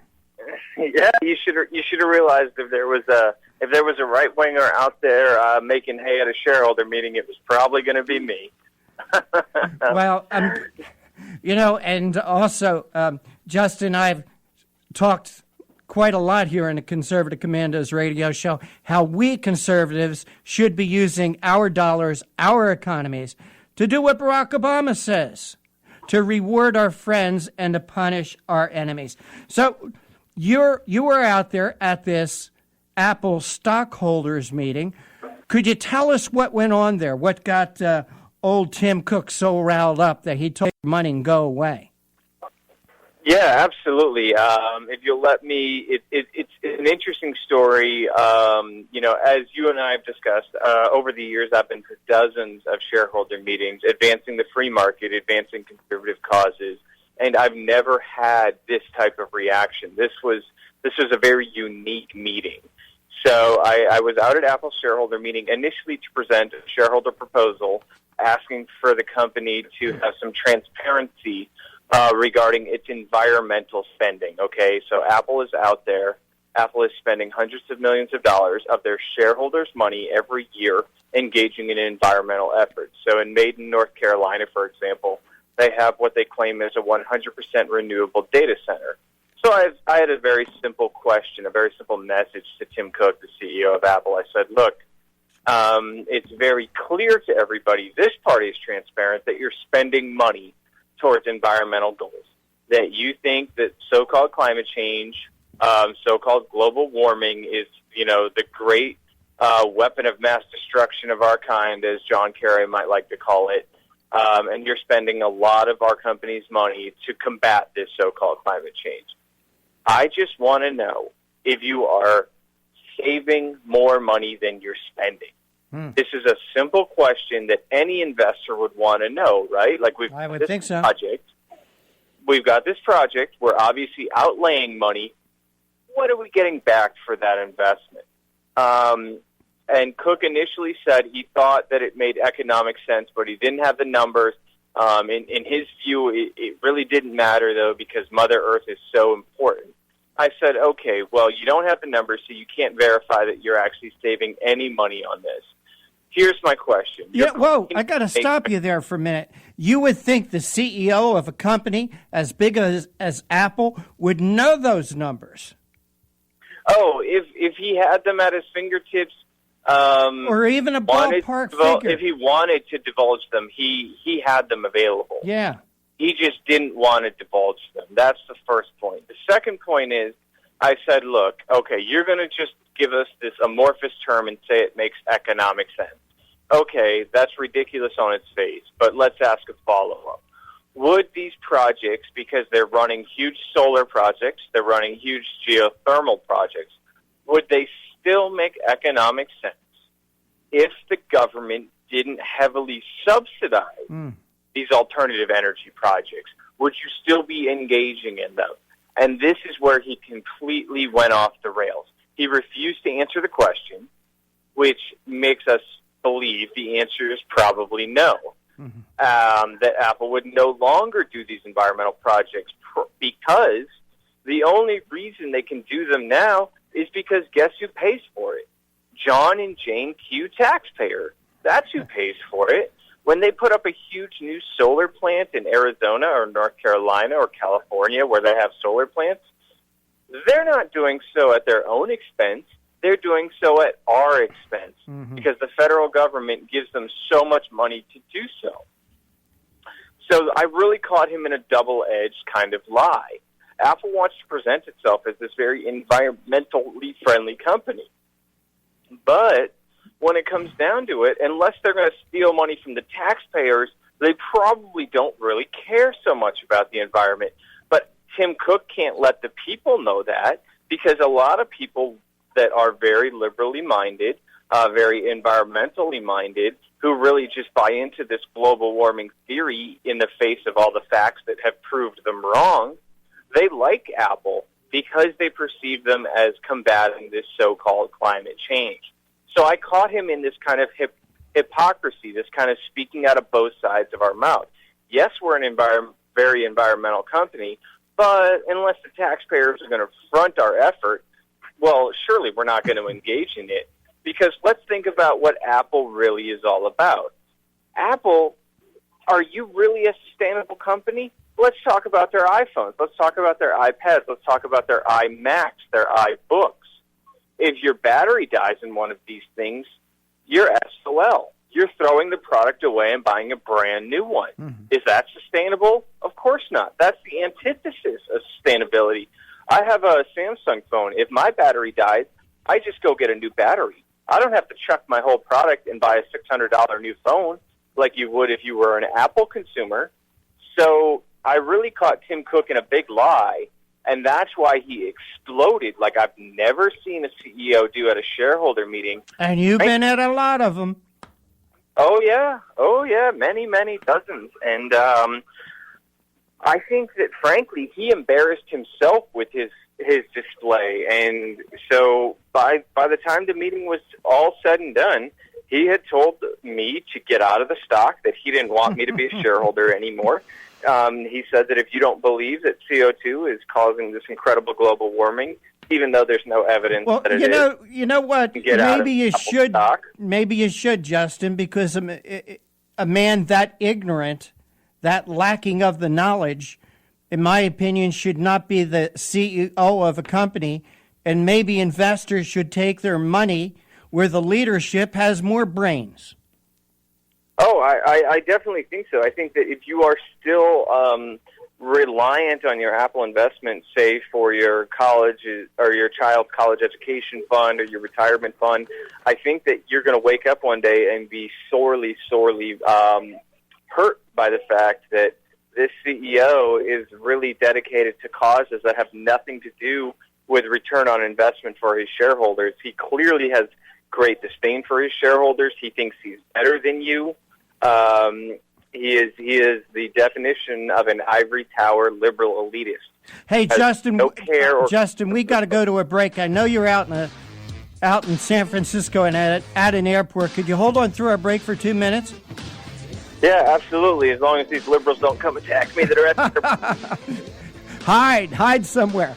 All right, we are going to take a little break, and you are listening to the Conservative Commandos radio show with Sam Rohrer and Rick Trader, and our guest this segment is Justin Danoff, General Counsel for the National Center for Public Policy Research, as well as Director of the Center's Free Enterprise Project. Please don't go away. Sam and I will be right back with more with Justin Danoff. Yeah, that's my prerogative. They say I'm nasty, but Oh, how I'm longing for the day when I'm back at Orchid Bay, where the silver water glistens in the sun. When is the last time you raced a small boat across wide open water? Tired of snow, traffic jams, cold weather? You need a refreshing change of scenery, a world away. The Bahama Islands have vacation rental homes and apartments. Enjoy spectacular nature in the Abacos Islands. Enjoy refreshing Caribbean beauty, fishing, snorkeling, scuba, the beach. www.enjoyabaco.com. That's ABACO. Enjoyabaco.com. As I sail across the Sea of Abaco, smiling 'cause I know only one more mile to go. Enjoyabaco.com. Hi, this is Bob Viden, owner of Bob's Little Sports Shop in Glasper, New Jersey. I've had the opportunity to travel in many foreign countries, and I've seen what happens to people when they lose their freedom. I wrote this poem. Give us freedom was the cry as they marched throughout the night. At Concord Bridge in Trenton, for freedom they would fight. To build a nation that would last with peace and liberty, it is a job that's never done if we are to be free. They wrote a declaration to announce that we are free, then a constitution for all the world to see. But this is ink on paper. We must make it last. It must always be defended, and that is quite a task. Today the battle rages for freedom in our land. To save our Constitution, we all must take a stand. We must stand up for freedom in our actions every day, and you can stand up with us. Join the NRA. This is Bob Viden of Bob's Little Sports Shop in Glasper, New Jersey. You may call us at area code 856-881-7575 or visit us online at bobslittle.sportshop.com. You can call the Conservative Commandos radio show at 856-227-1360. Your opinion counts at 856-227-1360. This is Wes, and you're listening to the Conservative Commando Radio Show. And welcome back. Welcome back to the Conservative Commandos radio show with Sam Rohrer and Rick Trader. And our guest this segment is Justin Danoff. He is the General Counsel for the National Center for Public Policy Research.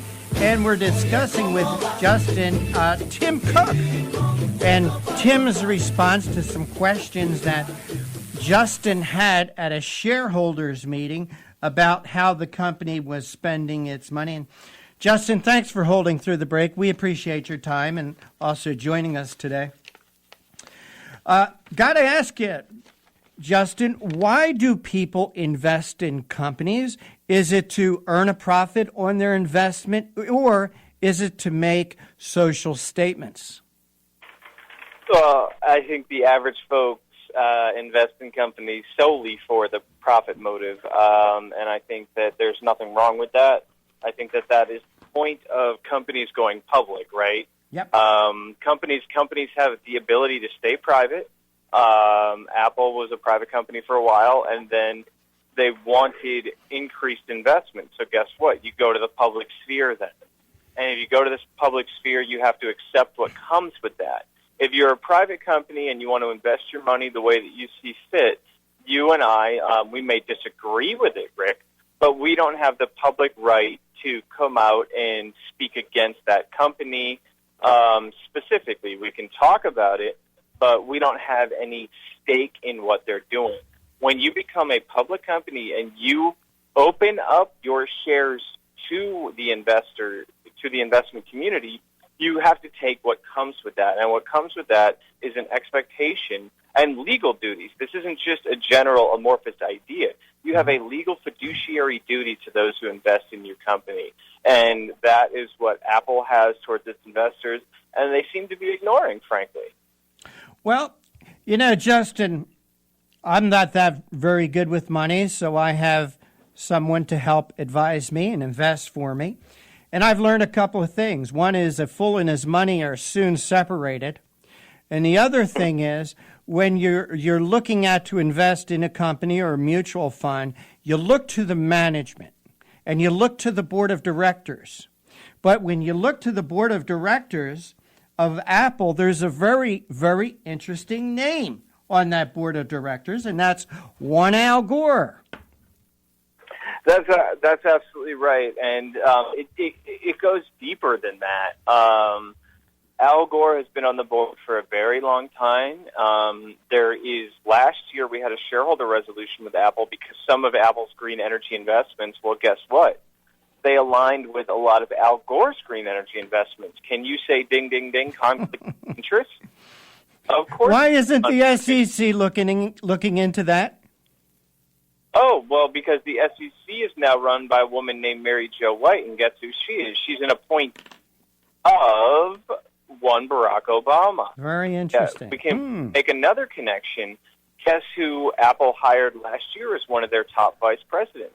One Lisa Jackson. Who was Lisa Jackson? Spent the last 5 years as the head of Barack Obama's Environmental Protection Agency, where she issued regulation after regulation that is now crushing our economy, is crushing corporate America. And many of those regulations are being fought under their constitutional and legal problems in federal courts all across the country. Very interesting. Because what she did was what we call a regulatory overreach. And so Apple's got a lot of little webs that they're weaving in and out of the progressive Washington, D.C. circles, whether it be the Clinton administration or the Obama administration. And it's very interesting to make these connections and then see it all come to fruition at the shareholder meeting where Apple CEO Tim Cook just completely lost his composure when I asked a very simple business question. Justin, at one time, Apple was a very good investment, made huge amounts of money for people. But, you know, it's like the king of the mountain. They're not going to stay there forever. They're definitely not going to stay there forever. And the audacity of the CEO to tell shareholders to take their money somewhere else, you know what? I'd take him up on his offer. I would take his advice, to be honest with you. No, I think folks should. I think that the stock is overpriced to start with. I think that the management team is now deciding that the likes of Lisa Jackson and Al Gore and Tim Cook are the way of the future for the company.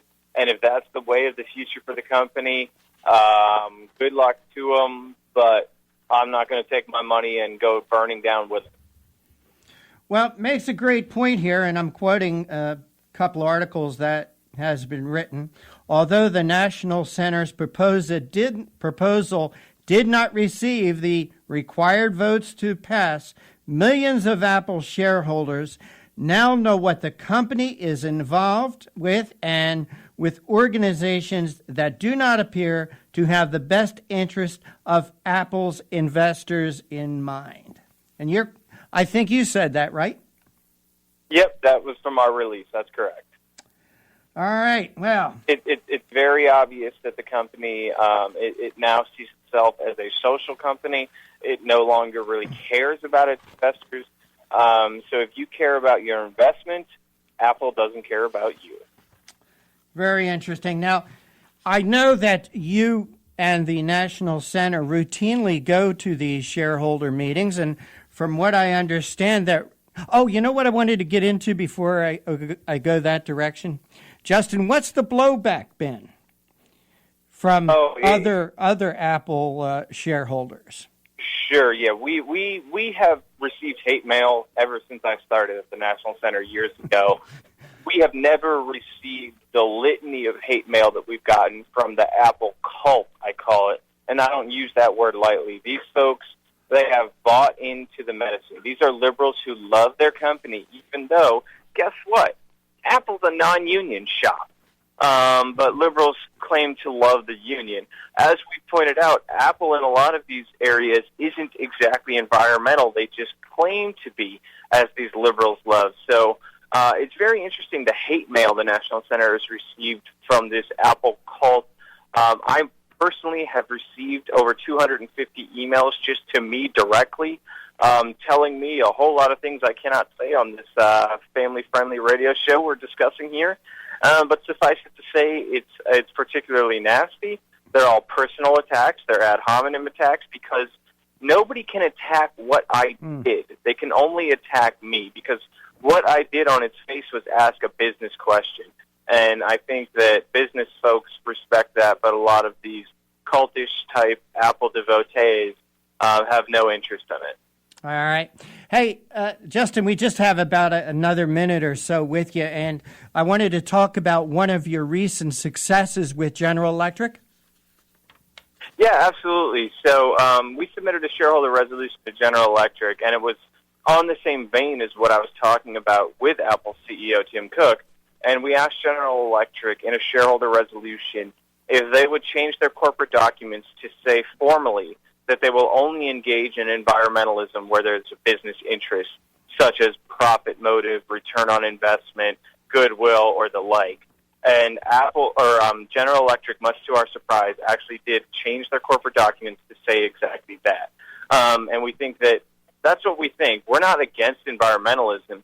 We're against environmentalism where it crosses paths with the free market. Where it joins with the free market, we're all about it. We think that environmentalism and free market can work in concert, and we encourage corporations to do so and to follow General Electric's lead.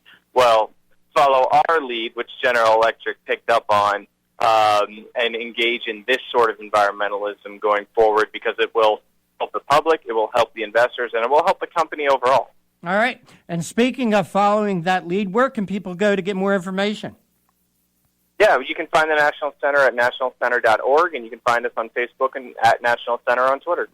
Justin Danoff, thanks for joining us today here in a Conservative Commandos radio show, and will you be at CPAC? Yes, I will see you all there. All right, we'll be there at Radio Row. Justin Danoff, General Counsel for the National Center for Public Policy Research, I want to thank you for joining us today here in a Conservative Commandos radio show. Thank you, Rick. Have a great day. Take care. All right, Sam, we're just about out of time, about 30 seconds. Anything else on your radar screen, Sam Rohr? No, Rick, not enough to get into in 30 minutes and 30 seconds, other than the fact of saying great interview right there. And I'm really thankful for guys like that guest who stands up at public settings like that and brings things to light that otherwise would never happen, which shows the power of what it would. All right. And I would also like to thank our other guests today here in a Conservative Commandos radio show, Julia Seymour from the Media Research Center, and also Dan Weber. Dan Weber is the president and founder of the Association of Mature American Citizens. Sam Rohr, I want to thank you for sitting in as my co-host today. But for right now, we're out of time. We got to run. We got to go. Take care. God bless. And we'll see you tomorrow on the radio.